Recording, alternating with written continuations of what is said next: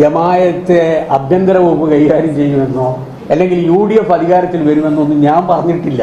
കേരളം ഭരിക്കുക ഞാൻ പറഞ്ഞല്ലോ. ജമാഅത്തിയായിരിക്കും ആഭ്യന്തരം കൈകാര്യം ചെയ്യുക, അവരാണ് അധികാരത്തിൽ വരുന്നത്. ജമാഅത്തിയായിരിക്കും ആഭ്യന്തരം കൈകാര്യം ചെയ്യുക, അവരാണ് അധികാരത്തിൽ വരുന്നത്. ഞാൻ ഈ ലോ കോളേജിൽ ദേശം പഠിച്ച ഒരാളുമില്ല കേട്ടോ. 10 പൈസ എൻ്റെ അടുക്കൽ നിന്ന് കിട്ടുമെന്ന് വിചാരിച്ചിട്ട് ജമാഅത്തെ കേസിന് കൊടുക്കണം. ഒരു 100 മുസ്ലിം സുഹൃത്തുക്കൾ ഓരോ ₹1,00,000 തരാൻ ഇന്ന് എൻ്റെ കയ്യിൽ.